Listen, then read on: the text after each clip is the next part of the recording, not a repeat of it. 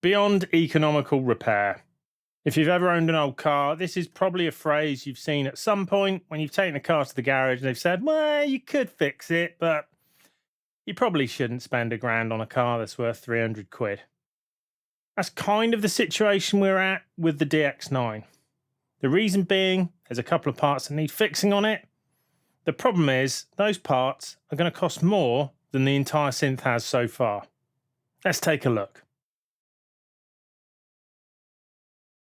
So here, hopefully you can see the problem, and that's that when you move the data entry slider, if you look here at the speed, this should go up to 100, which, well, this time it has done, but you see I can move down, it's moved down to 48, that should be 0, and if I wiggle it about a bit, sometimes, yeah, you can see it's coming down, and there we go, we're at maximum on there, 10 on there.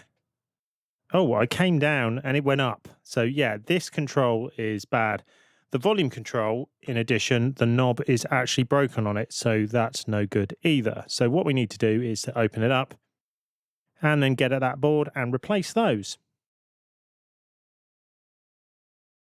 So after a bit of searching, I found a company in Germany who do synth parts as the name suggests on screen. There were a few in the US, so obviously if you're in the US, then you'd get them from there, but this was the solution that I found that wasn't hideously expensive. The one thing that was slightly awkward was if you search for DX9 on their site, then eventually you only get a recapping set for the PSU. If you search for DX7 or probably DX,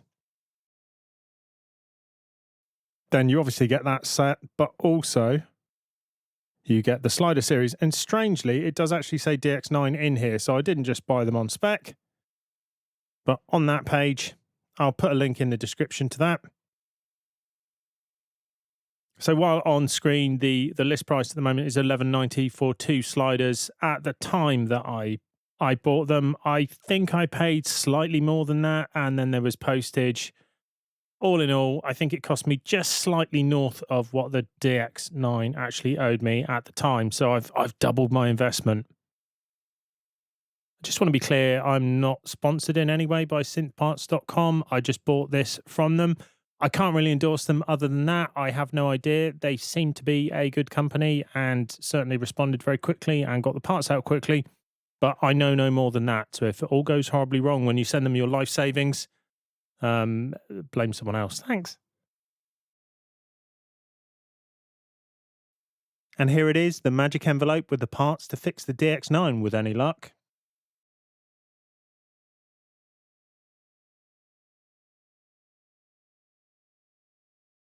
And there we have it, 2 sliders of an odd size, which only seem to fit Yamaha keyboards.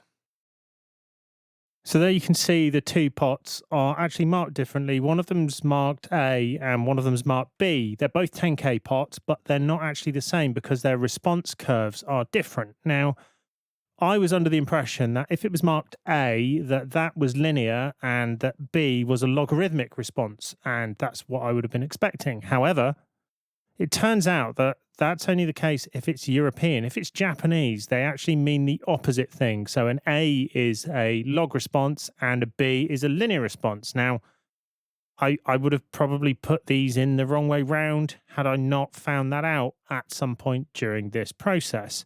But fortunately, we'll see later on that the circuit board is actually marked. That's pretty helpful. Although I guess it's not if you get a European pot. But anyway, that's by the by. Hopefully these will be the right thing and everything will be hunky-dory.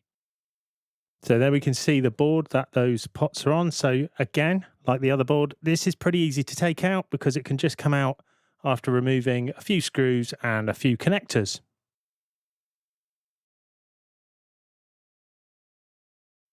So soldering this board should be reasonably straightforward. The only issue you generally have with a normal soldering iron is that removing the connections to the case can be a little more difficult because you need to put a lot more heat in. But other than that, should be pretty quick. So as you can see, there's 2 different faders which are present. One of them is an A and one of them is a B. And if you put them in the wrong place, they will work because they're both 10K, but you'll get the wrong kind of response because the B one needs to go on the data entry and the A one needs to go on the volume. And this is actually shown on the circuit board, as we'll see later on.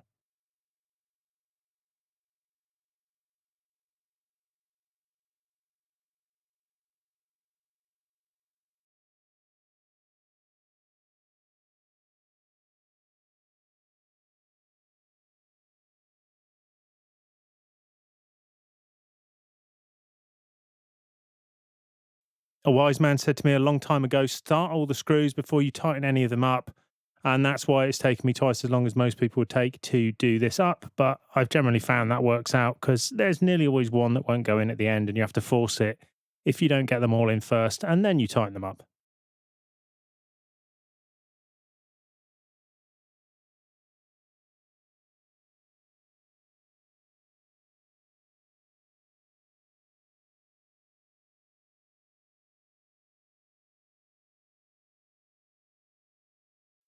Now the final touch needs to go on, which is putting that on the data entry slider.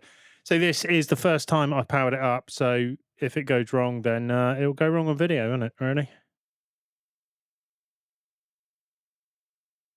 Okay, it works. And the question is, oh, look at that. That's perfect. Anyone think that's what it's supposed to do? And the volume control, even though we haven't got it plugged in for sound, the volume control now has an actual nub, which we can put one of these on. And I'm probably going to 3D print one of these because I think they're probably hen's teeth. But there we go. That's it. Fixed. Anyone would think they made these to be serviceable. Who would have thought that? So there you go. For a mere doubling and a little bit more, I've managed to restore full function to the mighty DX9. I say full function, it still has the keyboard tracking glitch, which it's always had. I'm not sure whether I'm going to look into that because I'm not that bothered about it and it's probably going to be reasonably complicated to solve. What I am going to spend the time doing, though, is comparing the worst FM synth in history against some modern software equivalents to see whether or not it stacks up in terms of its sound, if nothing else. I can find out whether or not I've wasted the immense amount of time and money I've put into this, and whether or not it just needs to go back on Gumtree. As ever, I hope you found this video informative and potentially worthwhile in some way. And if you have, please like, comment, and even subscribe if you feel like it. And we'll see you again soon for more Music Tech Tuition.